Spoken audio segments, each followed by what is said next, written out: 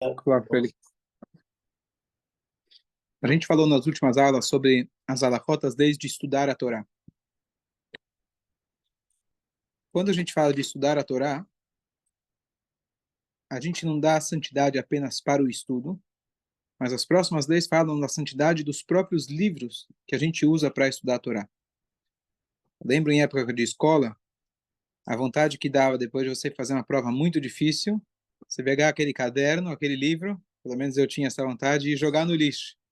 Acabou, não quero mais saber, passei na prova, tchau.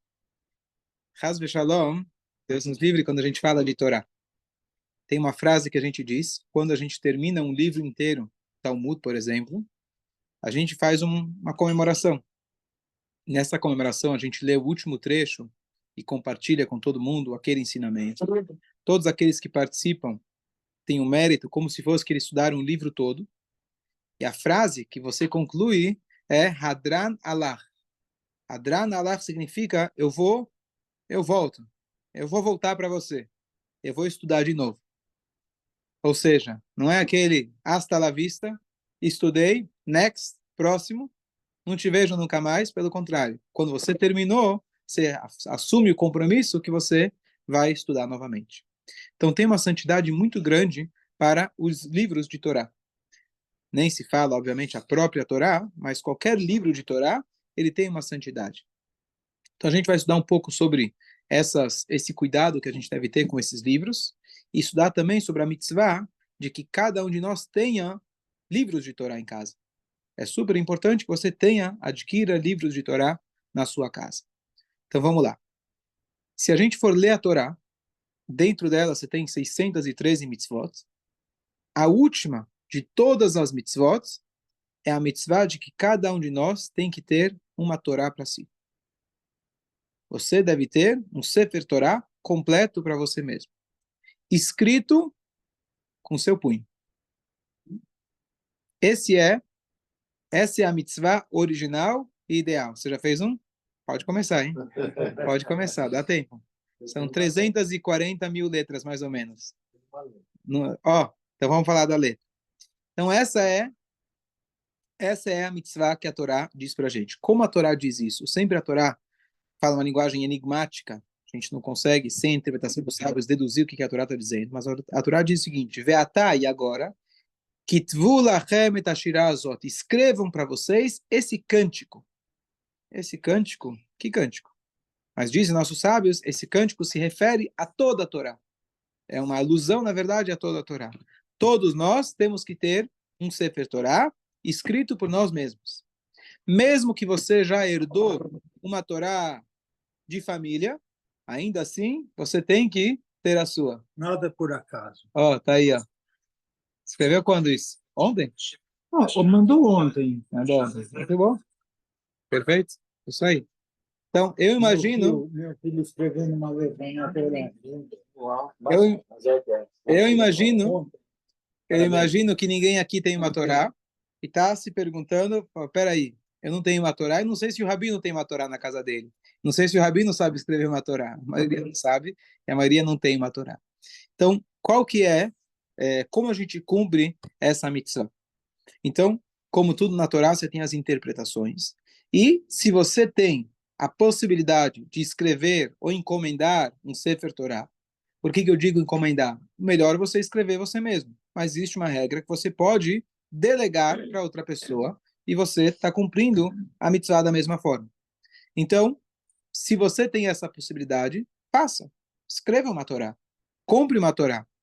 As Torot que a gente tem nas sinagogas, na verdade, não são das sinagogas.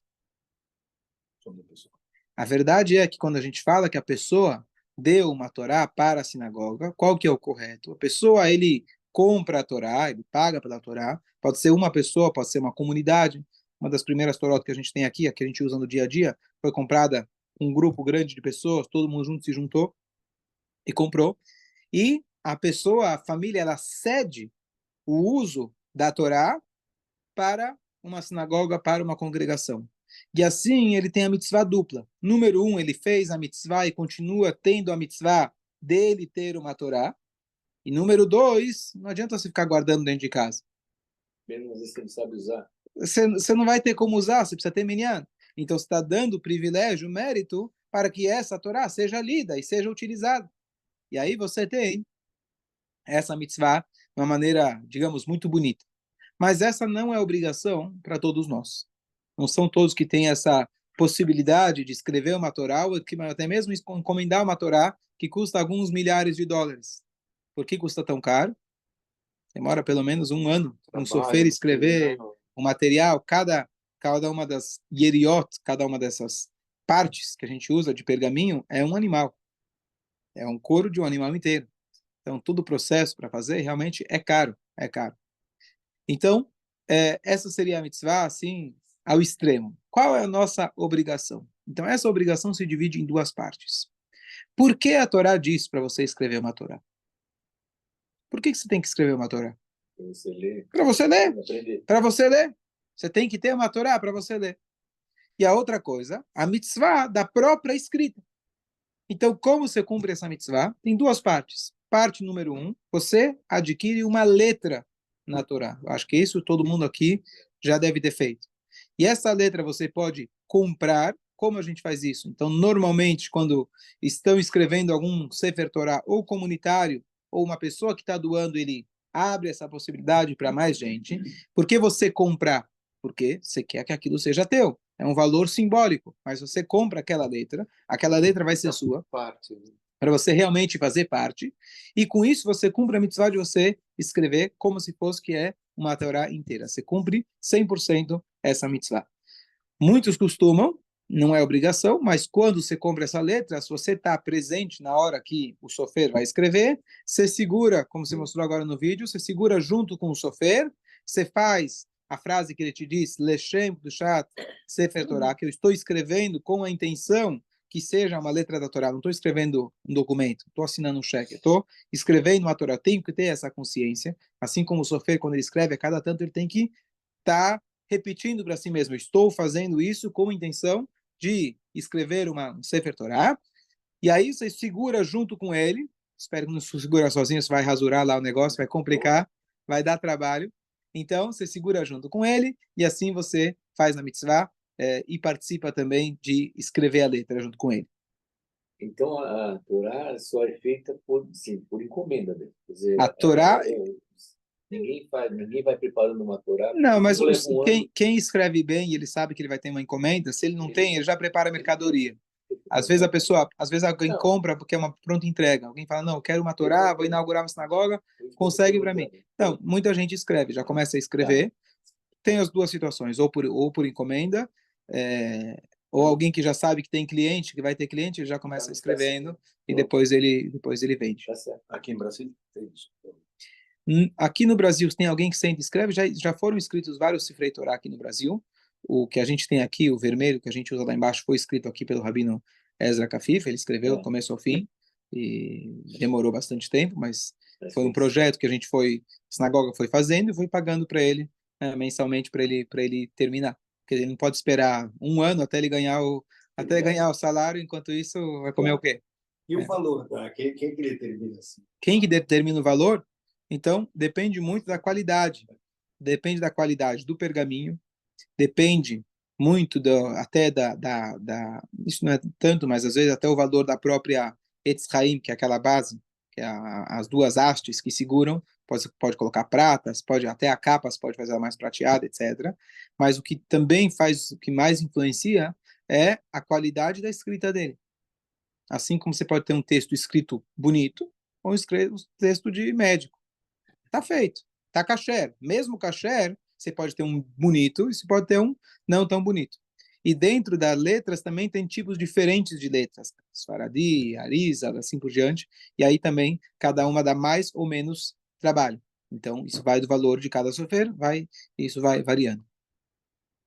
Uma coisa curiosa é que as Torot mais antigas, o pergaminho delas, vocês não tinham a tecnologia, o pergaminho delas era mais grosso, e por algum motivo sempre escreviam as Torot maiores. Então, você vai pegar as antigas que a gente tem aqui, para levantar, é pesadíssimo, pesadíssimo. E hoje se escreve em Torot, eu estava agora nos Estados Unidos, nas sinagogas, então você tem Torot pequenininhas, são 50 centímetros, e a escrita é perfeita. é mais difícil você escrever uma pequena.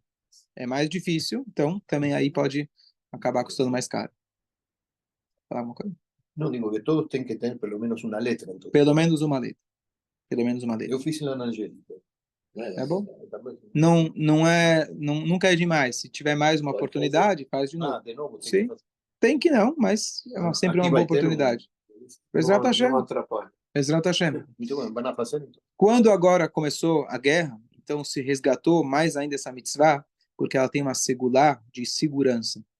Todos nós, estando unidos através de uma Torá, é uma união muito grande. A gente pode se unir e devemos se unir através de atos de bondade, a gente tá com amor ao próximo, etc. Mas a verdadeira união é através da Torá. A Torá é aquilo que nos une, é aquilo que nos identifica. Então, se cada um tiver uma letrinha naquela Torá, aquilo está unindo todo o povo judeu. E na impossibilidade de ter a Torá em casa, você pode ter os livros, alguns livros. Boa, então essa segunda parte da mitzvah já ia chegar nela, já ia falar.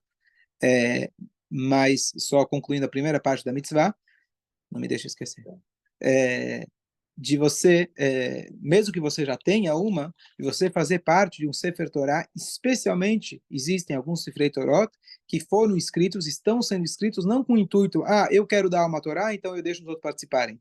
O intuito dessa Torá é a participação de todo Klal Israel, de todo o povo de Israel. Então essas Torot são importantíssimas e trazem uma segurança a mais para nós e para o coletivo.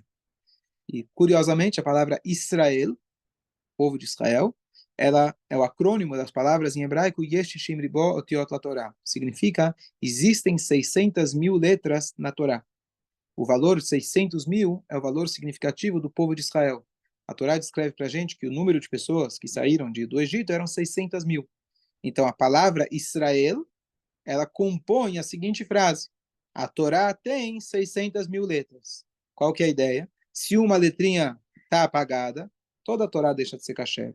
Se um judeu fala, eu não faço parte, ele está afetando todo mundo. Então, todos nós fazemos parte desse Sefer Torá, de um único Sefer Torá. Então, é importante você, além de ter uma Torá aleatória, você ter, se quem quiser, posso mandar depois o link para participar de alguma dessas Torot, que são escritas com o intuito de juntar o povo de Israel. Tem mais uma campanha, essa campanha o Rebbe de Lubavitch ele fez, para que uma criança, assim que ela nasce, isso vale até o bar mitzvah, o bat mitzvah dela, adquirir uma letra na Torá, um livro que é escrito especificamente, unicamente para Yaldei Israel, crianças judias.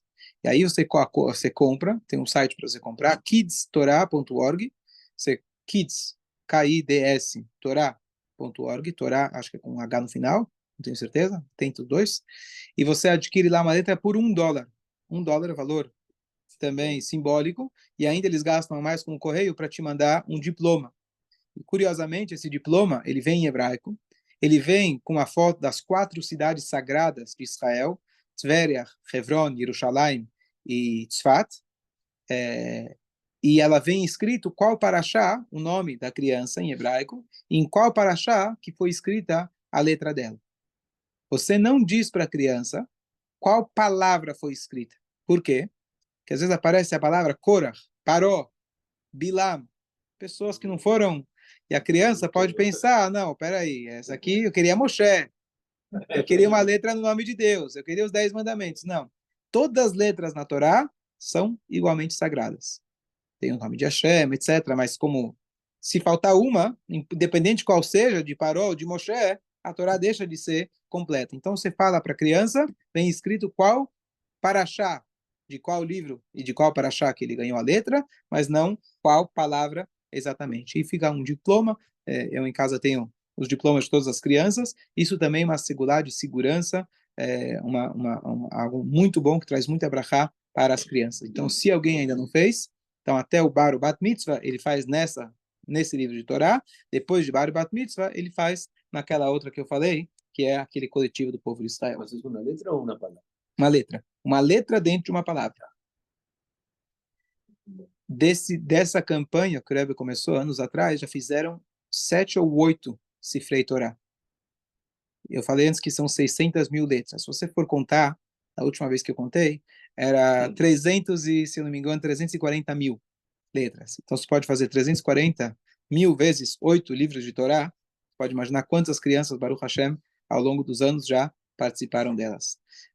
Só para explicar por que a palavra diz que é 600 mil letras, é mais significativo do que literal, mas aí tem uma forma diferente de contar. Se você for contar, por exemplo, as vogais que não aparecem na Torá, elas aparecem, estão lá, mas não estão escritas. Quando eu vou ler a palavra, está só as consoantes. Mas quando eu vou pronunciar, eu preciso pronunciar as vogais. Então, somando as vogais, se chega numa conta de 600 mil. Não se sabe exatamente como fazer essa conta. Mas letras, literalmente, são 300 e acho que 40 mil, alguma coisa assim. Agora, então, como extensão dessa mitzvah, a primeira coisa é você ter o livro da Torá. E você faz isso comprando uma letra. A outra mitzvah é você ter a Torá para você poder estudar. Você tem que ter um livro de Torá para você poder estudar. Enquanto a Torá, a Mishnah, a Torá oral não tinha sido escrita, a única coisa que você poderia escrever era o Tanakh. Os 48 livros entre os Humash, entre o Pentateuco e os profetas. Só. Só. Os provérbios, Tanakh, todo o Tanakh. Mas depois disso você não poderia escrever Talmud, Mishnah, era proibido escrever. Isso você tinha que saber de cor. Como você aprendia? Desde criança, lá, quando estava mamando, o pai já estava lá falando para a criança ouvir, aprender, e com 6, 7 anos já tinha que saber toda a Mishnah de cor. Bastante coisa, bastante, uns 60 livros. Com 7 anos tá bom. A capacidade de absorção antigamente era melhor. Bom, Baruch Hashem, no ano 90 da Era Comum, Rabbeinu Akadosh Rabiuda, Nassi Rabiuda, o príncipe, ele viu que a coisa não ia para frente, e ele então escreveu e redigiu a Torá oral. E a partir de então foi permitido escrever a Torá oral, caso contrário teria sido esquecida. Então é uma obrigação nossa de ter livros sagrados em casa. Não só o livro pela própria santidade dele, que isso já é fantástico, ter um livro sagrado em casa é maravilhoso, mas para você abrir e estudar esses livros. É uma obrigação nossa estudar a Torá todos os dias. Se você não tem o livro, certo? O vídeo do Rabino Malovani, ele diz que hoje, quando é Bar Mitzvah, ele dá um guarda-chuva de presente. Antigamente ele dava um livro, mas o guarda-chuva, pelo menos, ele vai abrir. Se chover, ele abre. Automático, né? Se for no anual, já dá muito trabalho. Então, os livros a gente tem que abrir. E uma casa judaica, ela está cheia de livros. Está cheia de livros. Independente se você leu todos ou não, a nossa casa tem que estar cheio, rodeado de livros judaicos. Isso traz uma santidade muito grande para casa.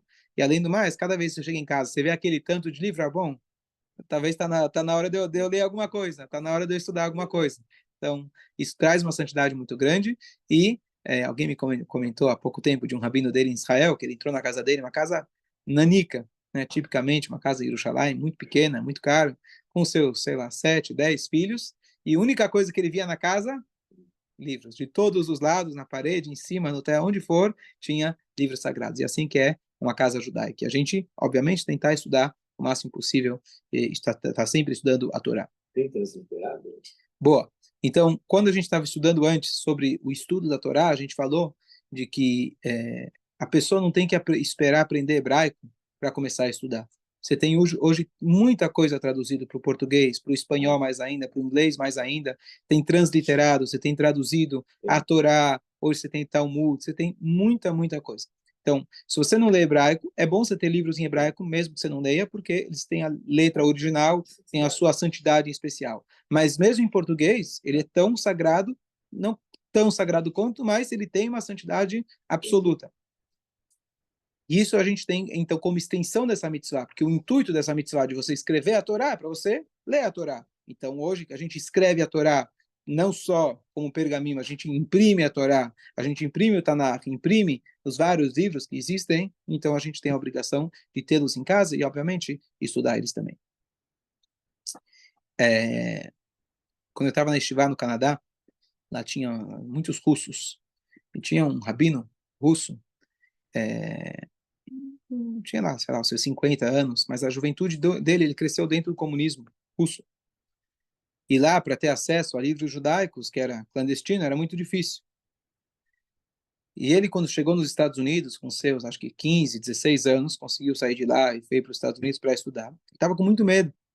Ele falou, poxa, eu não tive acesso aos livros. aqui todo mundo tem tanto livro, eu vou estar para trás, vou precisar descer algumas classes. E ele chegou lá, ele viu que ele sabia tudo de cor. E os outros, nem de perto. Por quê? Porque quando ele recebia um livro, ele tinha 2 horas para ficar com o livro. Depois ele tinha que passar para o próximo.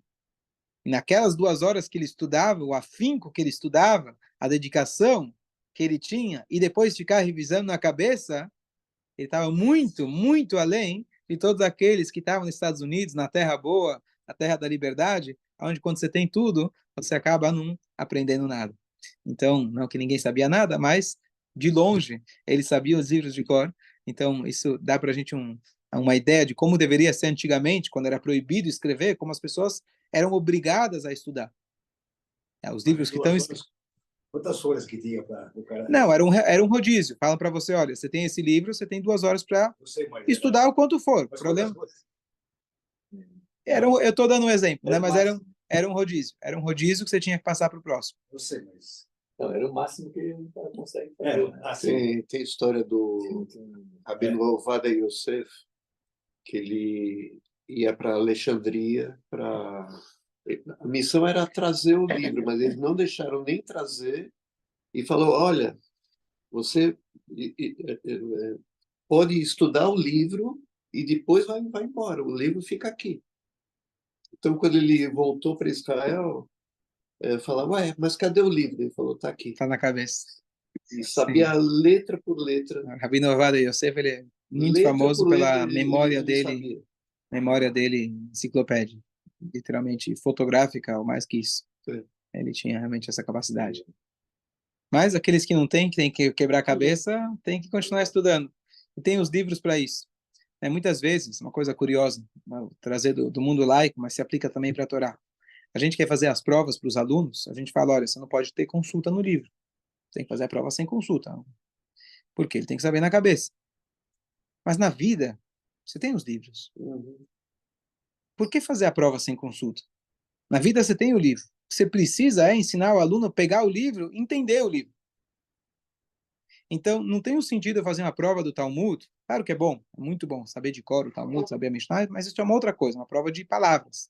Mas para você entender, por exemplo, quando eu fiz a prova de rabinato, você podia ter o livro na frente. Porque quem não sabe, com o livro, sem livro, não vai mudar nada. Não é por aí. Então, a gente saber que a gente tem os livros. Eles estão aí para a gente consultar. Agora, se você nunca estudou, você vai começar a ler na hora que você precisar saber alguma coisa, é complicado. Não vai adiantar. Então, você tá sempre... Não sabe nem onde procurar.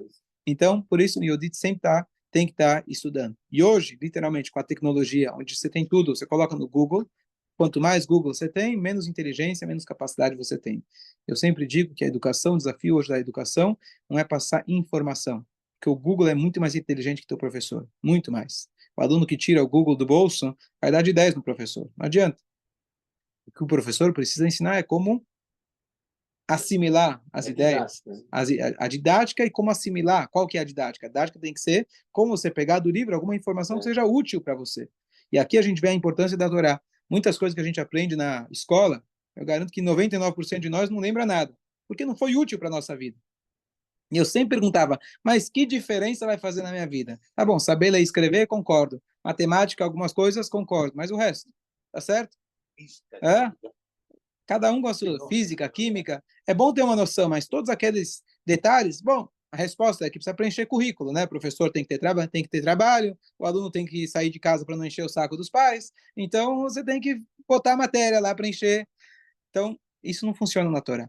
Você não tem nada na Torá que ele é irrelevante. Tem matérias que são mais teóricas, digamos assim, mas toda letra na Torá, Torá significa ensinamento.